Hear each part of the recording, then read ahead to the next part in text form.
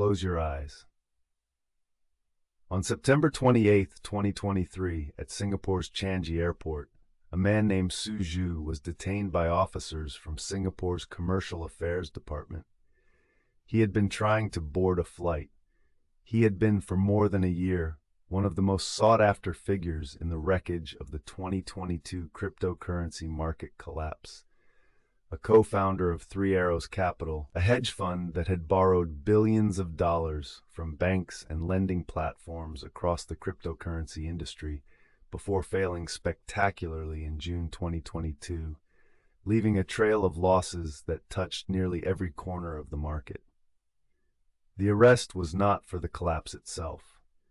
The collapse of Three Arrows Capital, the insolvency of a fund that owed approximately $3.5 billion to creditors, was not, in Singapore's legal system, automatically a criminal act.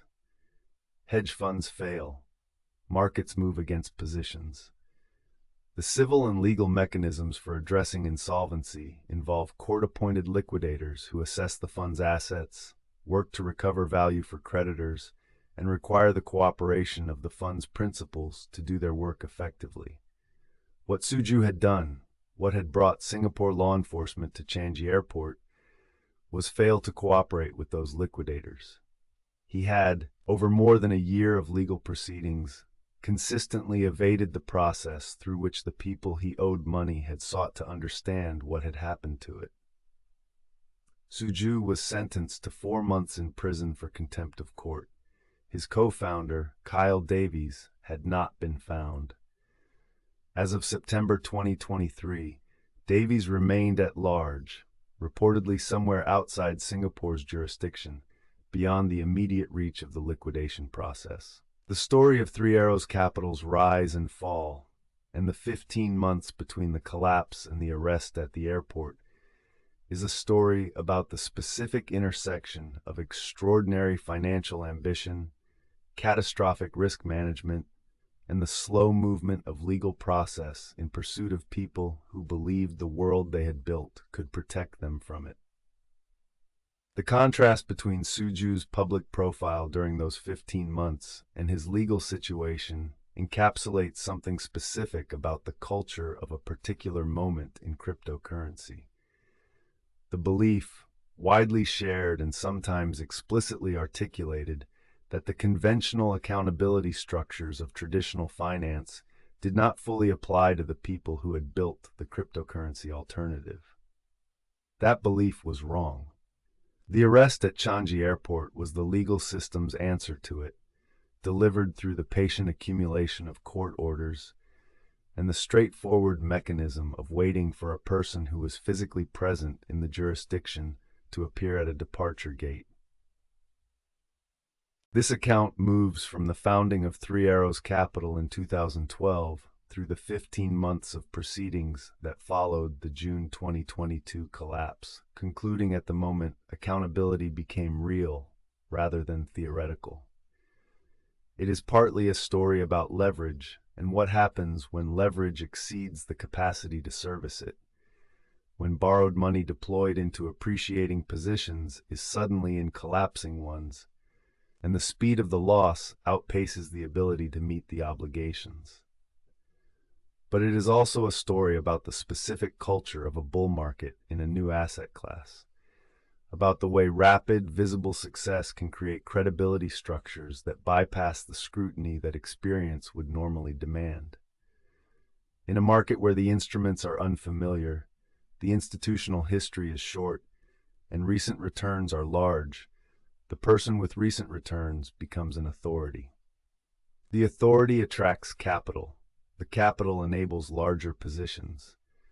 Three Arrows understood, instinctively, how to be the kind of authority that a bull market in cryptocurrency would fund. The question the bear market asked was simpler and harder. Could the fund actually manage the capital it had attracted? The answer was no, and the legal proceedings that began in June 2022 and concluded with a 4-month contempt sentence in October 2023 were the formal accounting that question required. Three Arrows Capital was founded in Singapore in 2012 by Su Zhu and Kyle Davies. The two had met as roommates at Columbia University, where both studied applied mathematics before beginning careers in finance. Davies at Credit Suisse, Zhu at Deutsche Bank, and then Flow Traders. Both had professional foundations in traditional financial markets before turning their attention to cryptocurrency, and both brought to cryptocurrency trading the tools and instincts of people who had been trained to think about markets analytically, to build quantitative models of price movements, and to manage risk through systematic frameworks rather than intuition. Three Arrows Capital began as a foreign exchange trading firm before gradually shifting its focus to cryptocurrency as Bitcoin's market matured and the range of tradable cryptocurrency assets expanded. The transition reflected the same opportunity recognition that had drawn many traditional finance professionals toward cryptocurrency in the 2017-2018 period. The markets were inefficient, the trading volumes were growing rapidly, and the quantitative approaches that had been commoditized in traditional markets were still genuinely valuable in the newer and less efficient cryptocurrency context.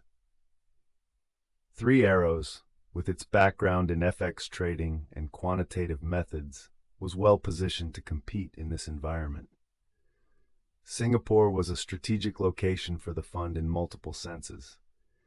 As one of Asia's leading financial centers, with a large pool of institutional capital, significant cryptocurrency industry activity, and a regulatory environment that was taking a measured approach to the asset class, Singapore provided both access to capital and a degree of institutional legitimacy that locations with less developed financial infrastructure would not have offered.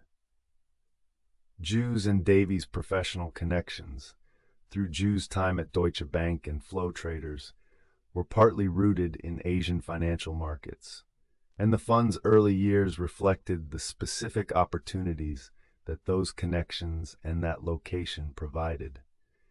By the time Three Arrows became a major force in global cryptocurrency markets, Singapore was not just the fund's legal domicile, but the center of gravity for much of its professional and social network. By the early 2020s, Three Arrows Capital had become one of the most prominent and apparently successful cryptocurrency investment funds in the world. It had built a reputation for insightful early investments in major protocols and projects. Investments in Ethereum, in Solana, in Avalanche, in dozens of other projects whose values had appreciated dramatically during the 2020-2021 bull run. The fund's returns during that period were substantial, and the visible success of its investments attracted attention from institutional lenders and counterparties who were eager to provide capital to an entity with Three Arrows' track record. Su Zhu, in particular, became a prominent public figure in the cryptocurrency space during this period. He maintained an active presence on Twitter, posting commentary on market conditions, investment theses, and cryptocurrency's role in global finance. He was articulate, intellectually confident, and willing to make large and explicit predictions about where the market was going. His public persona was that of a serious investor who had thought carefully about the structural forces driving cryptocurrency adoption, and who had positioned Three Arrows to benefit from those forces in ways that less sophisticated investors could not. He was widely read. He was widely influential. The particular form of intellectual authority that Zhu exercised in the cryptocurrency community was worth understanding.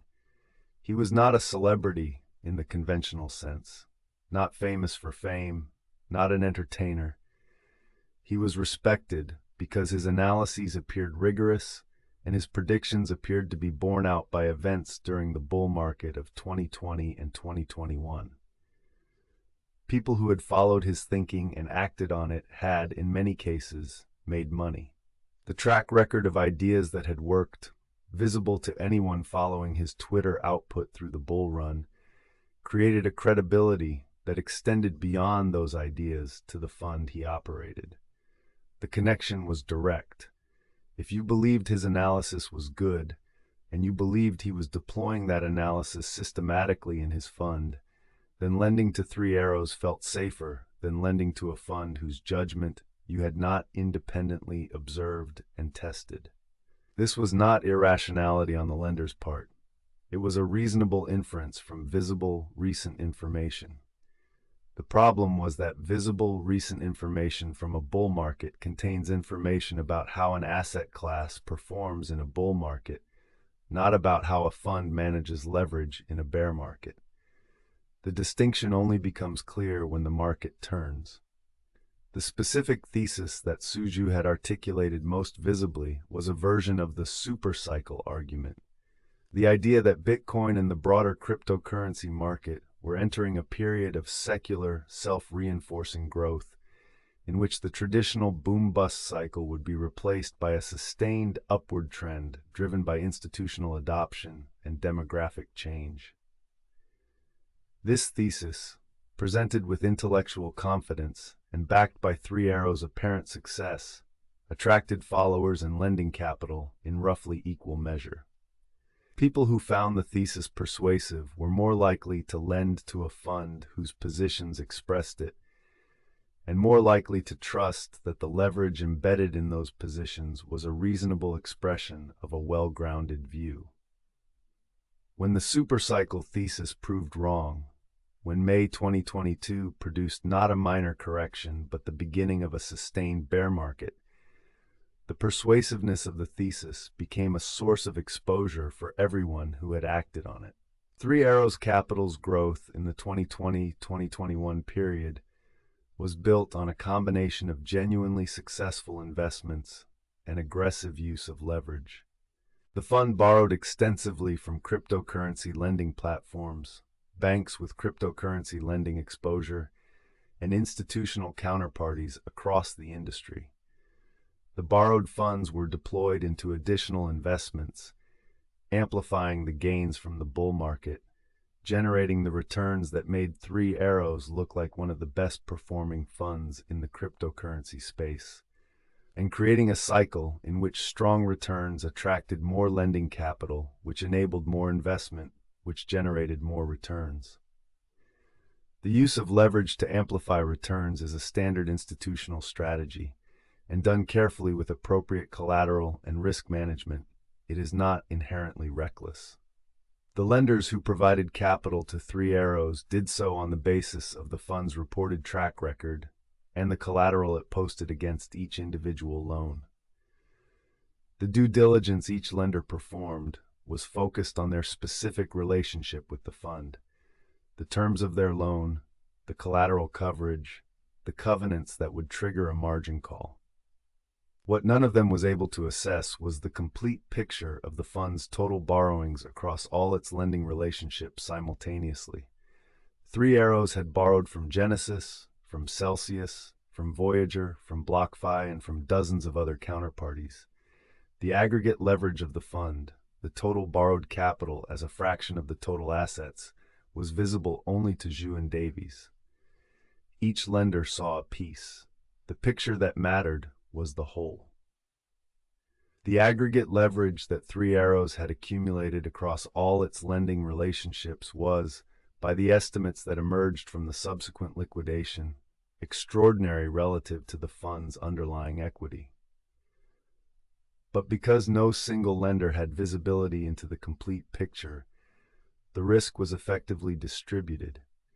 Each individual lender had made a rational assessment of their own exposure and found it acceptable based on the collateral they held and the fund's apparent track record. The system worked perfectly to enable risk concentration while preventing its measurement. Each piece of due diligence, conducted properly within its limited scope, had missed the whole. The fragmentation was not a design flaw in any individual lending relationship. It was an emergent property of a market where multiple lenders competed for attractive borrowers without any mechanism for sharing information about aggregate exposures. Three Arrows was not the only cryptocurrency borrower in this structure. It was the one whose total leverage position when it collapsed, was large enough to send failures through every counterparty simultaneously. The mechanism had been visible in traditional finance before. Large borrowers had exploited similar cross-lender opacity in past market cycles. But in the cryptocurrency market, it arrived at the scale of an industry that had grown very large, very fast. The cryptocurrency markets of 2020 and 2021 had rewarded leverage in a specific way. The general trend of the market was strongly positive, which meant that borrowed money deployed into cryptocurrency appreciated substantially. The bull market effectively subsidized the risk of leverage, making the strategy look more sound than it was. A fund that had borrowed to buy Bitcoin in early 2020 and held through the end of 2021 had generated extraordinary returns on the borrowed capital, returns that more than covered the interest on the borrowing and left substantial profit. This recent history made it easy to underestimate the risk embedded in a leveraged cryptocurrency portfolio when the market eventually reversed. The counterparties who lent to Three Arrows Capital lent on the basis of the fund's reported assets and track record.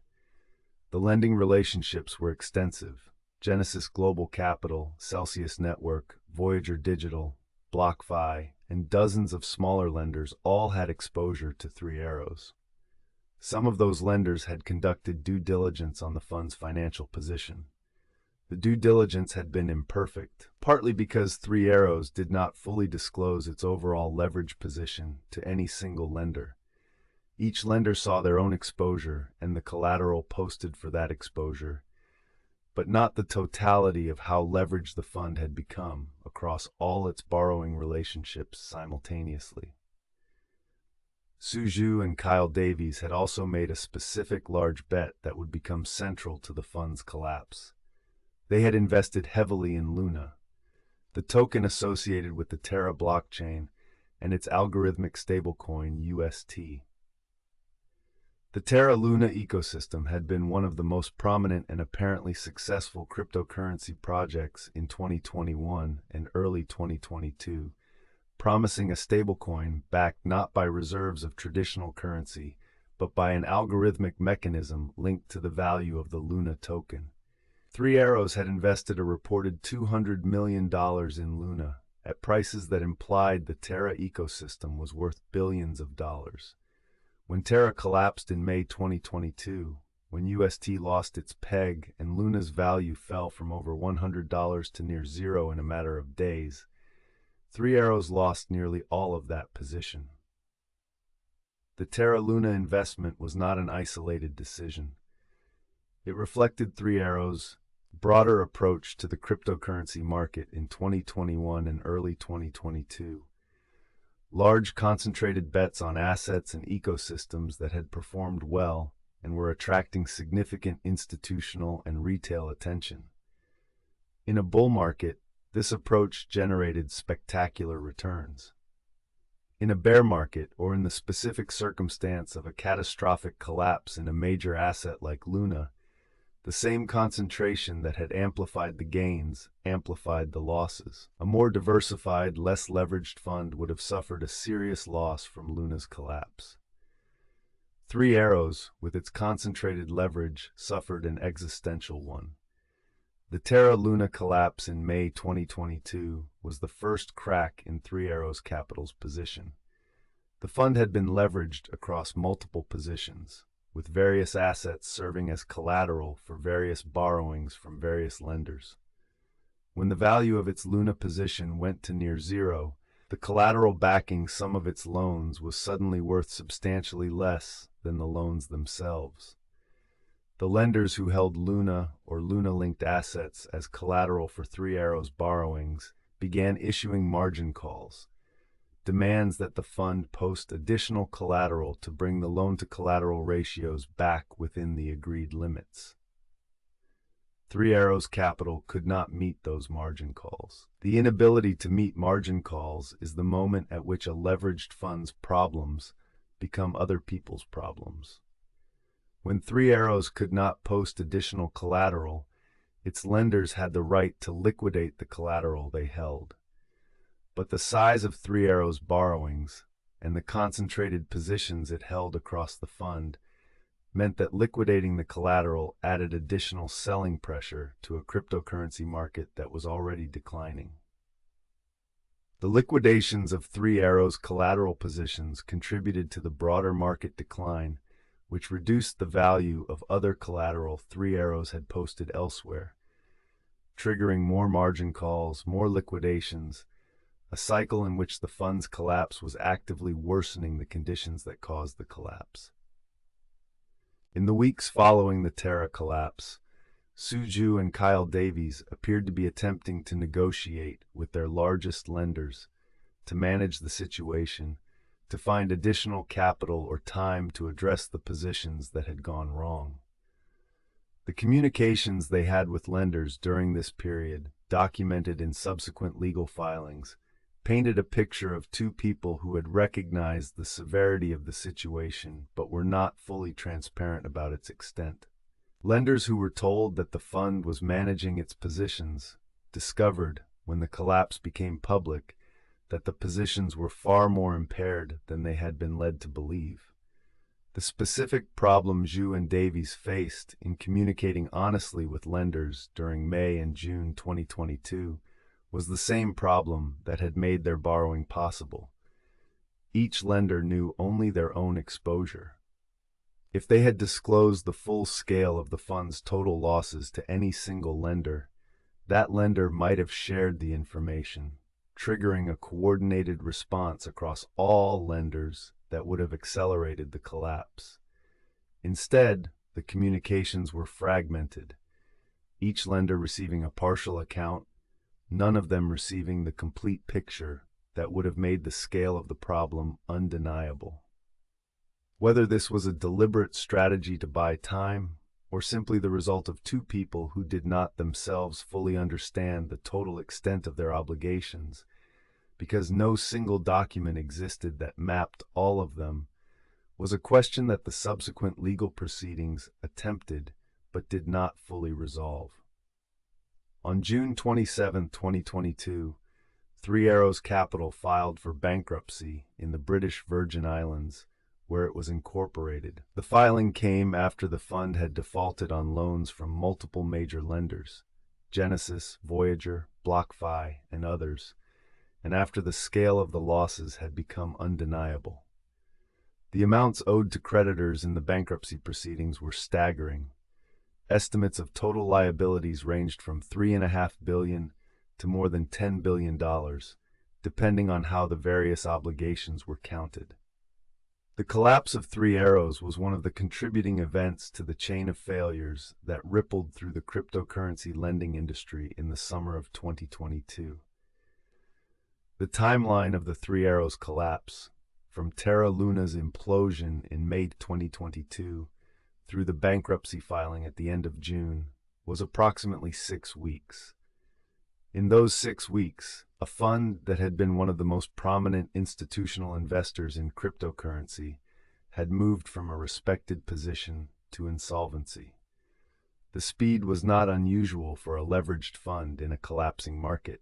Leverage amplifies losses as well as gains, and the same quality that had made Three Arrows appear exceptional during the bull run ensured that the reversal was rapid and total.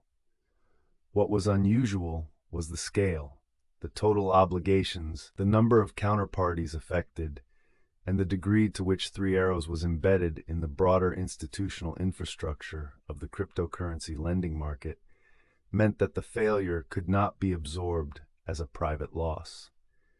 Each lender that had relied on Three Arrows as collateral was holding an asset that had lost most of its value. Each lender that needed those assets to cover its own obligations was now unable to cover them. The collapse traveled through the system not because the lenders had been careless individually, but because the system had no architecture for containing it once it started.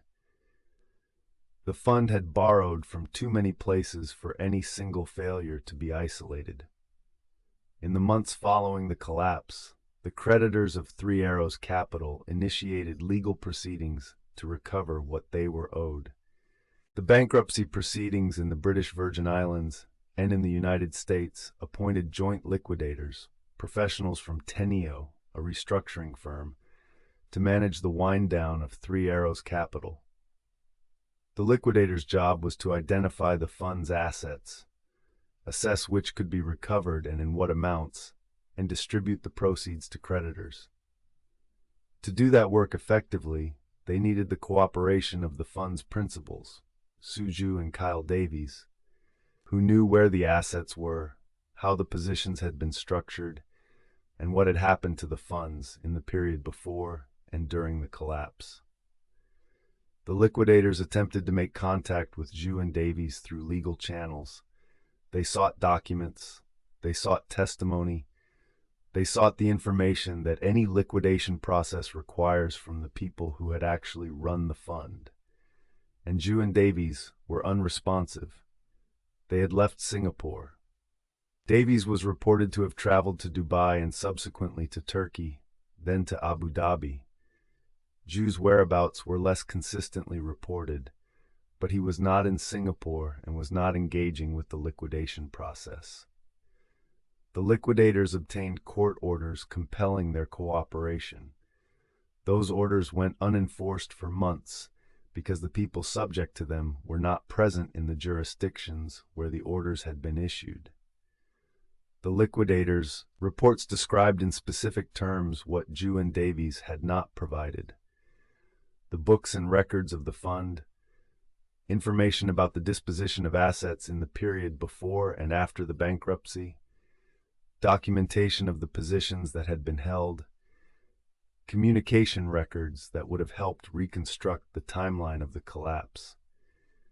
Each of these categories of information was necessary for the liquidators to perform their function: to identify assets that might be recovered, to understand whether any transfers in the period before the bankruptcy filing were voidable as fraudulent conveyances, to provide creditors with an accurate account of what had happened to their money.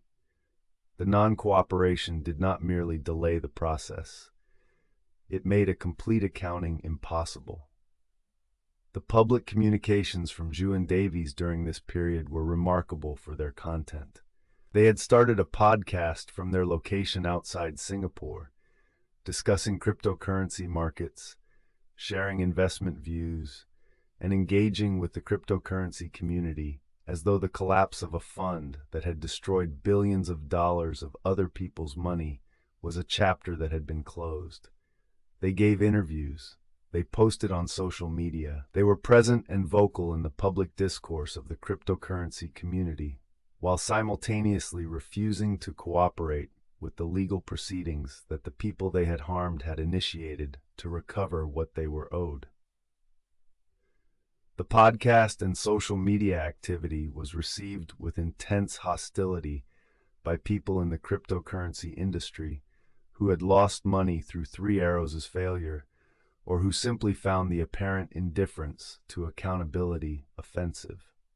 Creditors who were navigating months of legal proceedings to recover fractions of what they had lent watched Zhu and Davies discuss market conditions and share investment views on a public platform, apparently comfortable in the belief that their physical distance from Singapore insulated them from the proceedings. The emotional quality of that experience, watching people whose decisions had caused your losses continue to present themselves as experts while refusing to account for those decisions, was a specific form of harm that financial losses alone did not capture. The podcast and social media activity also had a practical consequence for the liquidation process that was beyond the emotional dimension. Every month that Zhu and Davies spent outside Singapore's jurisdiction, posting and appearing in interviews while court orders went unfulfilled, was a month in which professional fees for the liquidation process accumulated, fees charged against the estate that creditors were hoping to recover. Pursuing people across multiple jurisdictions, obtaining orders, making international legal assistance requests, managing the complexity of a multi-entity insolvency with uncooperative principals. All of it cost money, and all of that money came from the assets that creditors were owed. The non-cooperation was not merely emotionally offensive. It was materially reducing the recovery available to the people the fund had harmed. The liquidation of Three Arrows Capital took longer, cost more, and returned less to creditors than it would have if the principals had cooperated from the beginning. Each month of evasion translated directly into a reduction in the distributions that the process was designed to generate. The court orders that went unenforced were not simply legal abstractions. They represented the unpaid cost of a recovery process that the people subject to those orders had forced the estate to conduct without their assistance. The creditors' committee and the liquidators pursued every available legal avenue to enforce cooperation. Court orders were obtained in multiple jurisdictions. The liquidators applied for orders requiring Zhu and Davies to appear and provide testimony. International legal assistance requests were made. The process was slow. Legal processes for compelling the cooperation of people who are physically outside the relevant jurisdiction are always slow.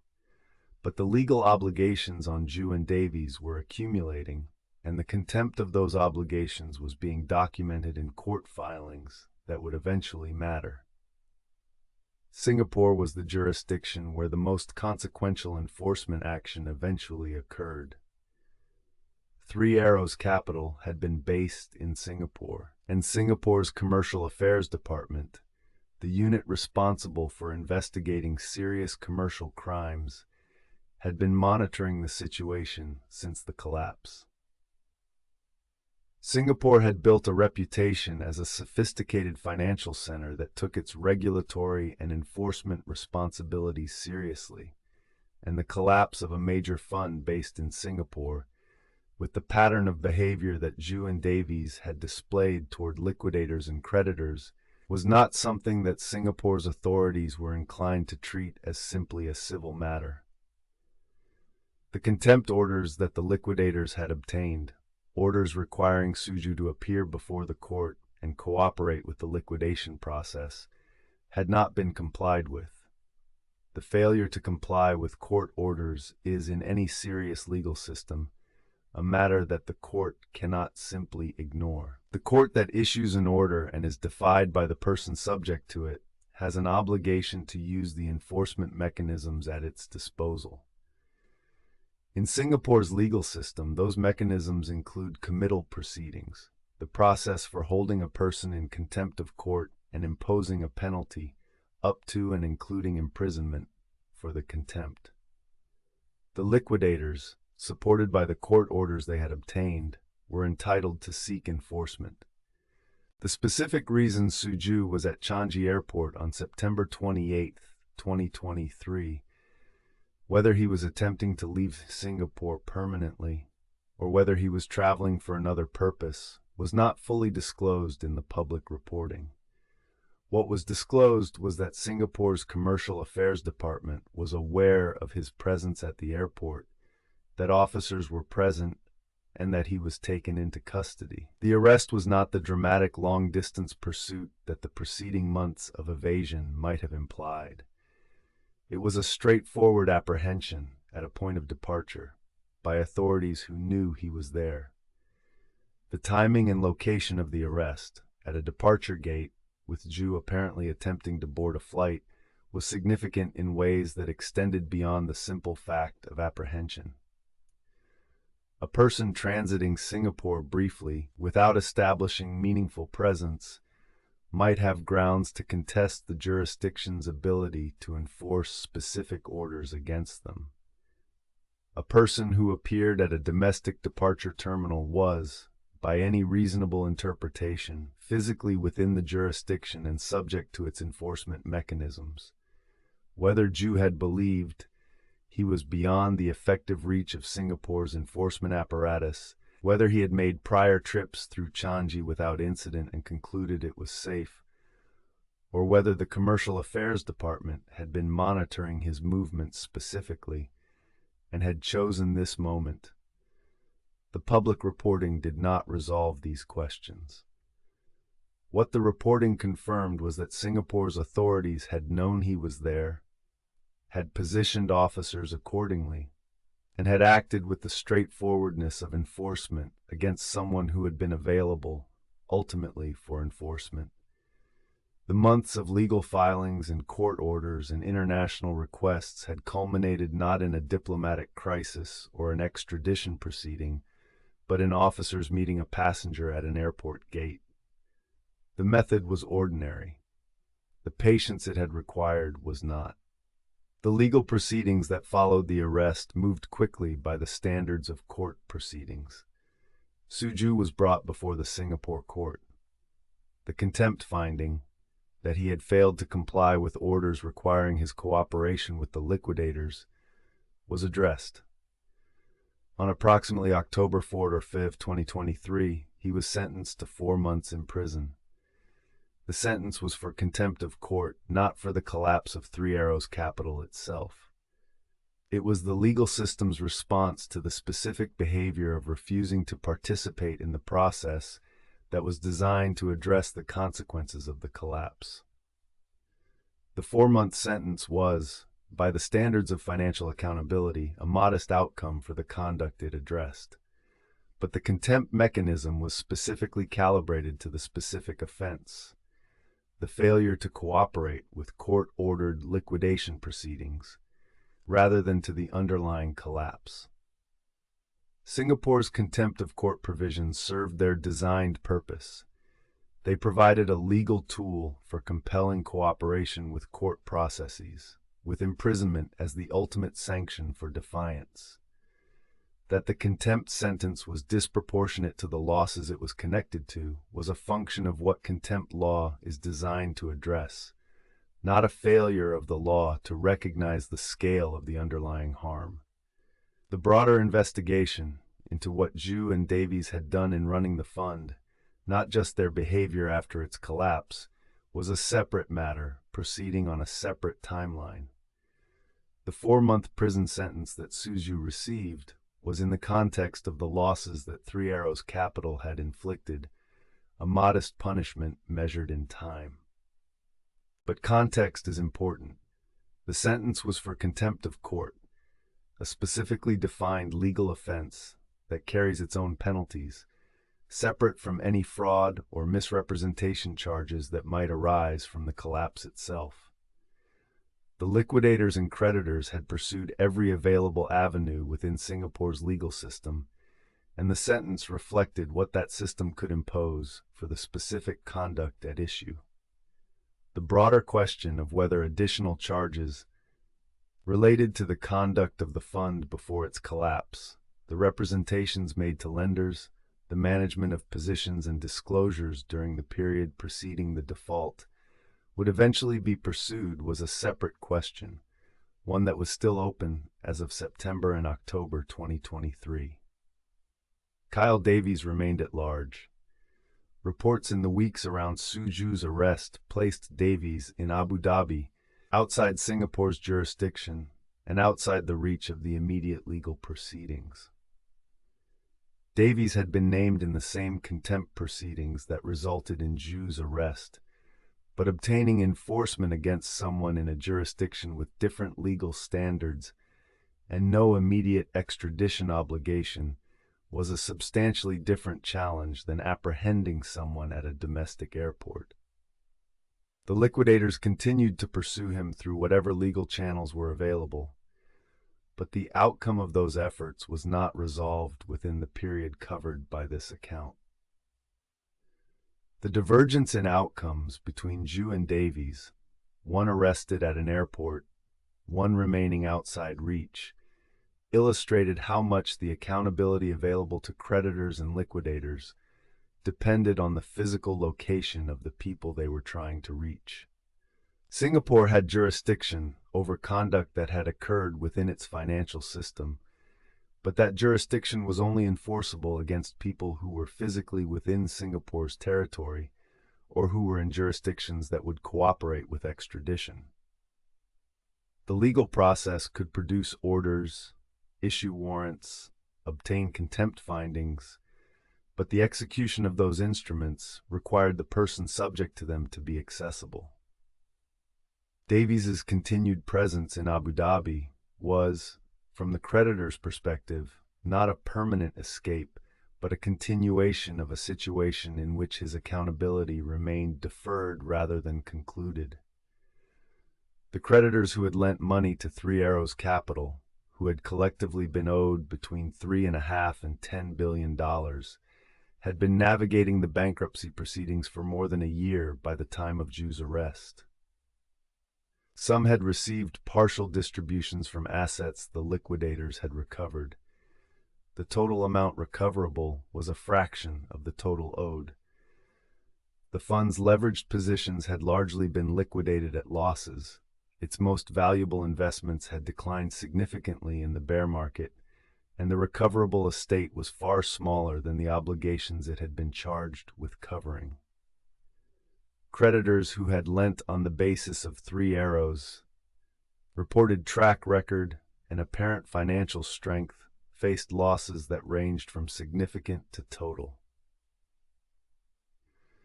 The emotional and reputational dimensions of the arrest were notable in the cryptocurrency community.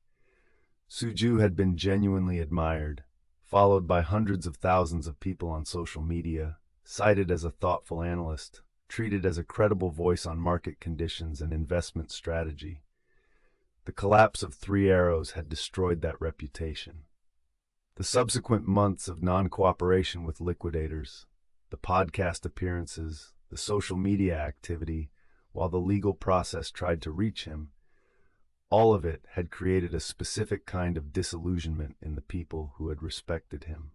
The arrest at Changi airport was, to many in the cryptocurrency community, the moment when accountability arrived, even if 4 months in prison was a modest accounting for the scale of what had been lost.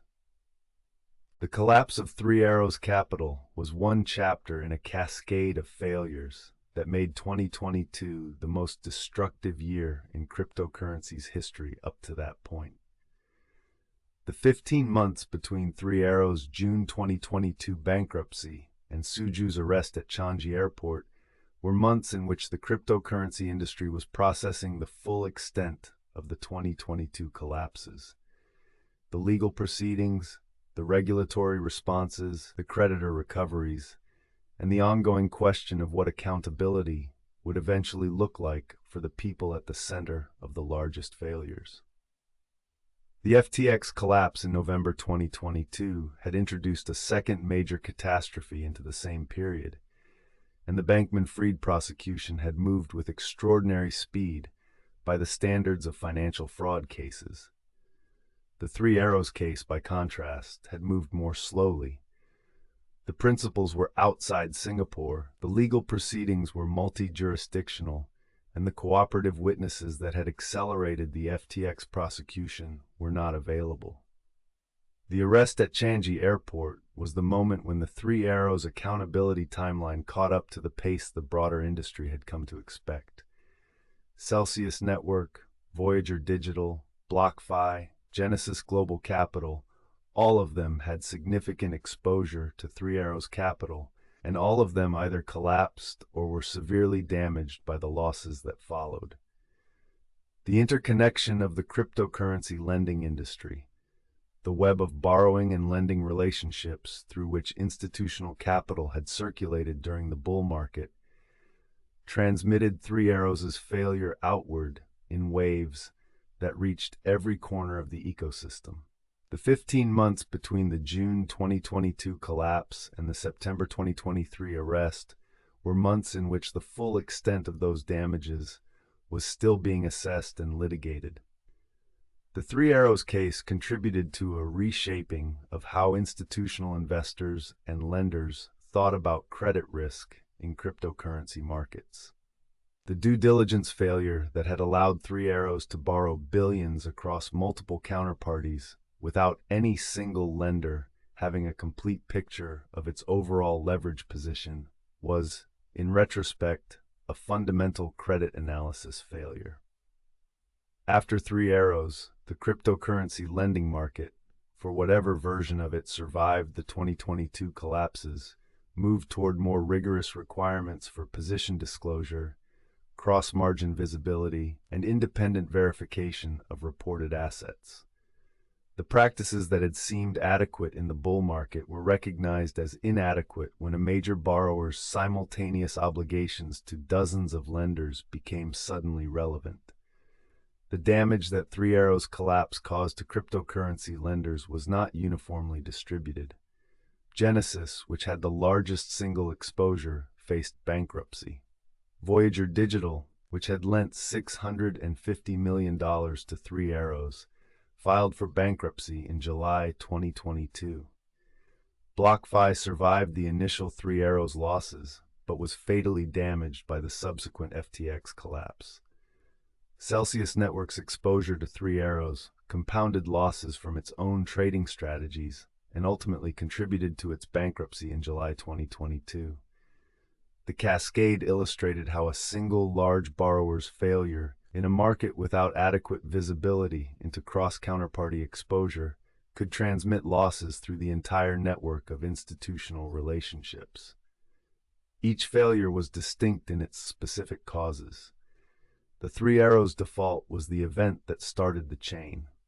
The regulatory response to the 2022 cascade of cryptocurrency lending failures, Three Arrows, Celsius, Voyager, Genesis, BlockFi, was not swift in the sense of immediately producing new rules.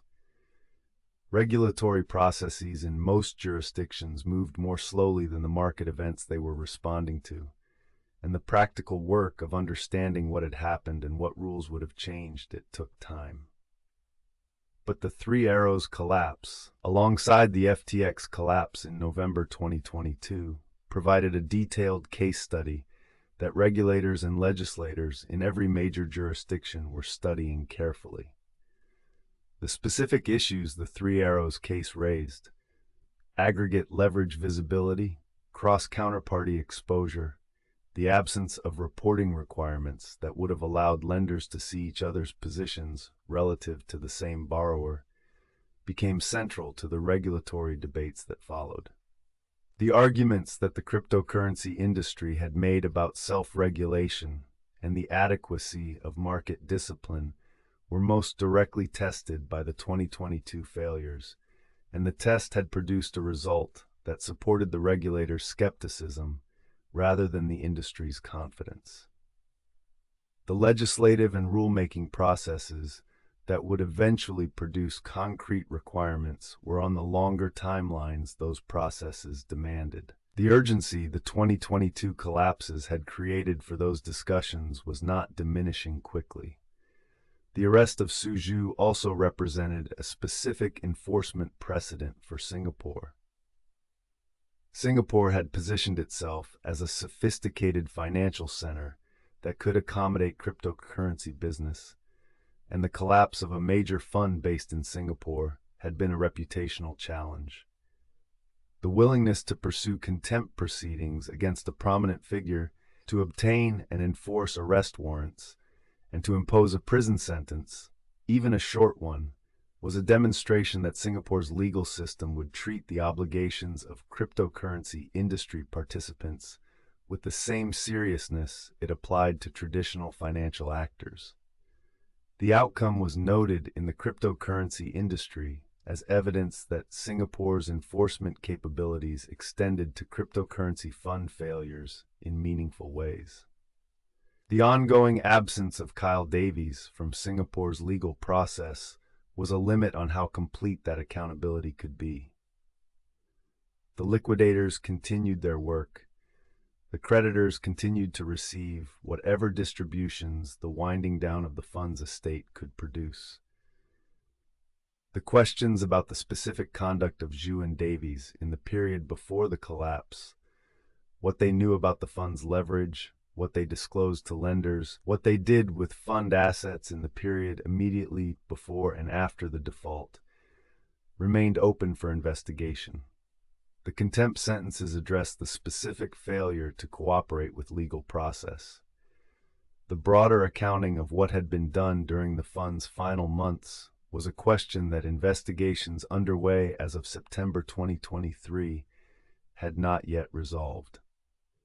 Singapore's enforcement of the contempt sentence, the willingness to use the tools available to it, to wait for the moment when a person subject to a court order was physically accessible, and to act on that moment, was itself a signal to the cryptocurrency industry about the seriousness with which the jurisdiction would treat accountability for financial misconduct.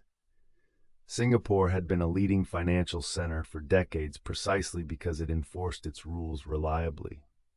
The Three Arrows case, including the arrest at the airport and the imprisonment that followed, was a demonstration of that reliability applied to the new category of cryptocurrency fund failures that the 2022 crisis had produced. The sentence was short. The demonstration was clear. The investigation into Three Arrows Capital's collapse was distributed across multiple jurisdictions and legal systems. In the British Virgin Islands, where Three Arrows Capital was incorporated, the liquidation proceedings were the primary legal forum. The joint liquidators from Tineo filed extensive reports with the court, documenting their efforts to obtain cooperation from the fund's founders, the assets they had identified and recovered, and the gaps in the accounting that cooperation from Zhu and Davies would have helped fill. The BVI proceedings were the formal record of the liquidation and the authoritative account of what had been recovered and what remained outstanding. In the United States, where many of Three Arrows' lenders were based, and where the bankruptcy of Genesis, Celsius, Voyager, and BlockFi had created overlapping legal proceedings, there were significant investigations and litigation related to Three Arrows Capital's role in those collapses. The creditors of those failed lenders had claims against Three Arrows and, through various legal theories, potentially against Zhu and Davies personally. The U.S. legal proceedings moved on timelines shaped by the complexity of multi-entity bankruptcies and the challenges of pursuing defendants who were physically outside U.S. jurisdiction. Singapore's Commercial Affairs Department, which had the jurisdiction most directly applicable to Zhu and Davies as Singapore-based operators, was conducting its own investigation. The CAD's investigation was distinct from the civil liquidation proceedings. It was a criminal investigation, examining whether the conduct of Three Arrows Capital's principals, the representations made to lenders, the management of the fund's positions, the handling of assets, constituted criminal offenses under Singapore law. The CAD investigation had not resulted in criminal charges as of September 2023, but its existence created a legal context for the contempt proceedings in which the arrest occurred. The challenge of investigating a collapse that had occurred across multiple jurisdictions, involving fund assets held across dozens of cryptocurrency protocols and exchanges, with principals who had been non-cooperative and physically mobile throughout the period of the investigation, was substantial. The blockchain provided a partial record of the movements of cryptocurrency assets. Transactions on public blockchains were visible and traceable in the way that bank transfers in multiple foreign jurisdictions are not. But Three Arrows had operated across traditional financial accounts as well, and the complete picture of the fund's assets, positions, and transactions required cooperation that the principals had consistently refused to provide. The specific frustration the liquidators expressed in their court filings was not merely about the pace of recovery. It was about the opacity that Zhu and Davies' non-cooperation had imposed on the process. A fund with clear books, organized records, and cooperative principles could be wound down in a fraction of the time and at a fraction of the cost that the Three Arrows liquidation required. The liquidators had to reconstruct, from exchanges and counterparties and partial records, a picture that Zhu and Davies could have provided directly. Every month of non-cooperation was a month of additional professional fees, additional uncertainty for creditors, and additional distance between the fund's final accounting and the standards of accuracy that a complete record would have allowed. The contempt sentence was the legal system acknowledging this. The liquidator's reports to the court documented the specific deficiencies in the fund's record-keeping and the specific respects in which Zhu and Davies' failure to cooperate had impaired the administration of the estate. These reports were public record and provided a detailed account of what had been sought, what had been provided, and what had been withheld. The account they painted was not of a fund that had been disastrously managed and was genuinely trying to support the recovery process, but of principals who had understood from an early point that cooperation would expose conduct they preferred not to have examined and had made a deliberate decision to minimize that exposure. The forensic challenge in the Three Arrows case was different from cases where all relevant activity was on public blockchains. Three Arrows had operated primarily through traditional financial accounts for its institutional borrowings, loan agreements on paper, funds transferred through banking systems, positions held on centralized exchanges that maintained their own records. The blockchain provided partial visibility, specifically for on-chain assets, DeFi positions, and transfers through identified cryptocurrency addresses. But the institutional lending and borrowing that had been the core of the fund's operations was recorded in systems that required legal process to access.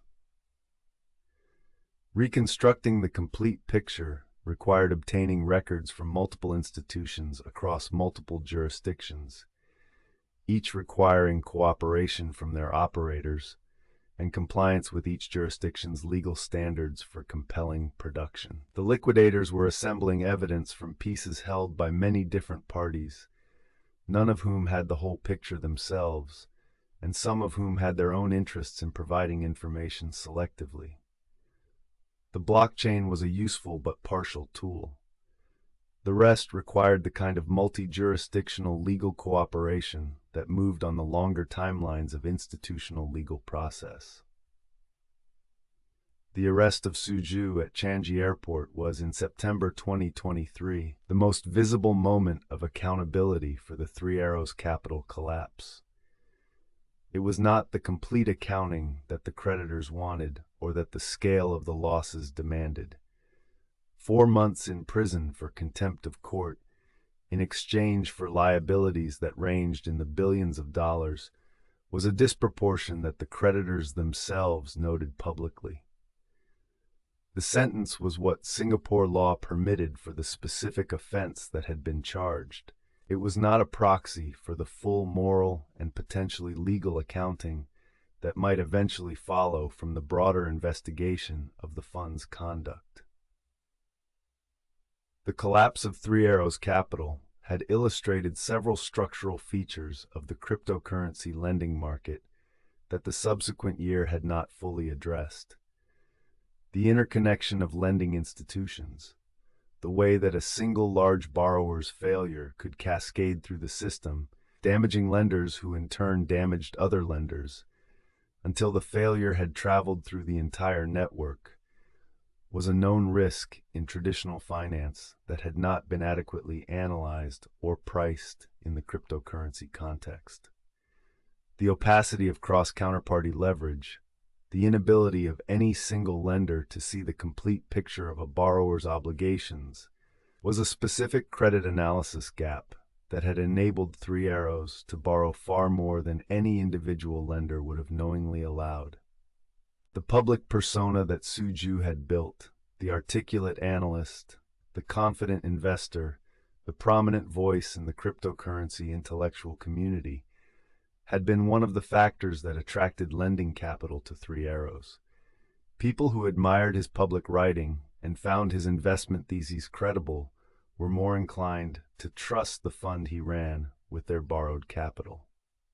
The gap between the public persona and the private reality of a fund managing an unsustainable leverage position while making representations to lenders that obscured the full picture. That gap was what the arrest at Changi Airport symbolized for the many people who had trusted the persona and lost money when the reality became public.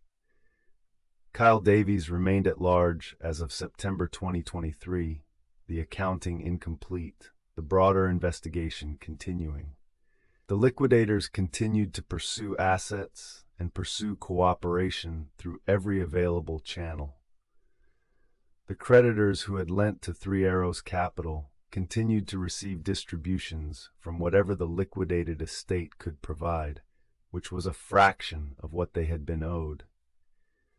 The legal proceedings that would eventually provide the most complete accounting of what had happened at Three Arrows Capital, what Zhu and Davies had known, what they had represented to lenders, what they had done with assets in the period before the default, were ongoing, their outcomes not yet determined within the period covered by this account.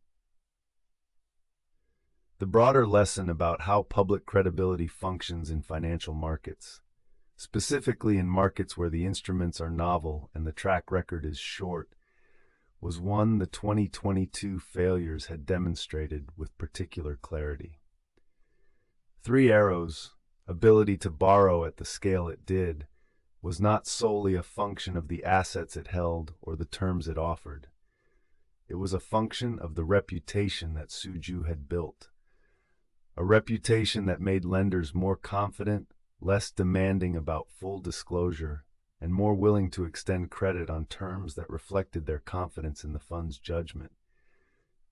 That reputation had been built legitimately during the bull market and had translated through the specific dynamics of a market where credibility attracted capital into borrowing capacity that outlasted the basis for that credibility.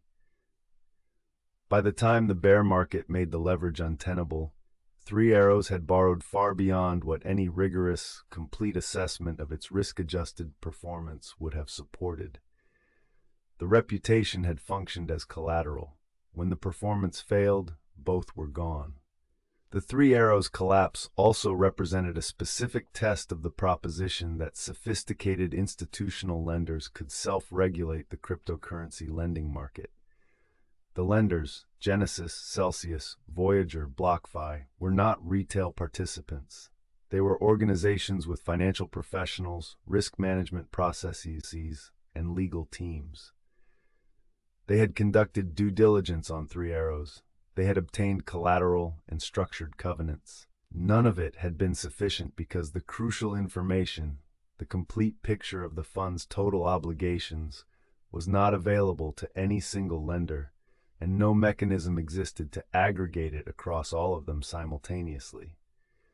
The self-regulatory argument assumed that sophisticated lenders' interests would produce adequate discipline.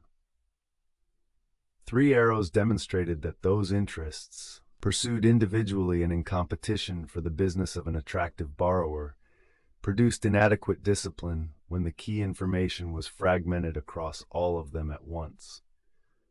The lesson was precise. Market discipline requires market information, and market information requires either voluntary disclosure or a regulatory requirement to produce it. In the absence of both, sophistication is not sufficient. The creditors' experience during those 15 months between collapse and arrest was one of the more overlooked dimensions of the Three Arrows story.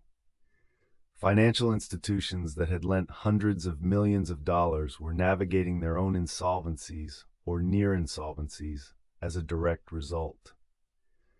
Genesis, which owed billions to its own creditors, was itself navigating bankruptcy proceedings that originated in part from the Three Arrows losses. The people and institutions at the end of the credit chain, retail depositors who had entrusted funds to platforms that had in turn lent to Three Arrows, were the most removed from the legal process and the most dependent on its outcome for any recovery. Their money had traveled through multiple layers of institutional intermediation before disappearing into a fund that no longer existed as a functional entity. The liquidation proceedings were the only mechanism through which any part of that journey could be reversed. Close your eyes one more time. On September 28, 2023, at Changi Airport, the 15 months of evasion ended at a departure gate. Su Zhu had not been in hiding in any dramatic sense. He had been operating publicly, posting, podcasting, appearing in interviews. He had simply been outside Singapore, outside the physical reach of the orders compelling his cooperation with people who were trying to recover money that had belonged to others. The arrest at the airport did not require a global manhunt. It required waiting. 4 months in prison. That was what Singapore's contempt of court mechanism produced, for a failure to cooperate with liquidators of a fund that had lost billions of dollars belonging to its creditors. The sentence was modest relative to the losses. It was real relative to the months of evasion that had preceded it. Whether additional consequences would follow from Singapore's criminal investigation, from the U.S. proceedings, from the continuing work of the liquidators, was a question that September 2023 had not answered. Three Arrows Capital had been, for a few years, one of the most admired names in cryptocurrency investment. The returns were real for a time. The intellectual framework that Su Zhu articulated publicly was sophisticated and thoughtful. The investments that made the fund's early reputation were genuinely good calls. And then the leverage grew too large. The market turned. The margin calls arrived faster than the assets could cover them. And $2 billion in lender capital became a cascade of failures that reached every corner of an industry that had trusted the fund too freely. The lesson is not simply that leverage is dangerous, though that is true. The lesson is also about the specific way that reputations built on genuine early success can expand borrowing capacity beyond what early success can sustain, can create a kind of financial gravity, drawing more capital toward an entity than any individual providing that capital would knowingly permit if they could see the whole picture. Three Arrows Capital accumulated obligations that no single lender would have extended knowing all of it. Each lender knew only their piece. The whole picture was known only to Zhu and Davies. Let that quiet settle now. The billions are gone. The airport is quiet. The legal process continues without urgency. And here, in the dark, the complicated arithmetic of trust and leverage and consequence has no weight at all. Only the breath, only the night.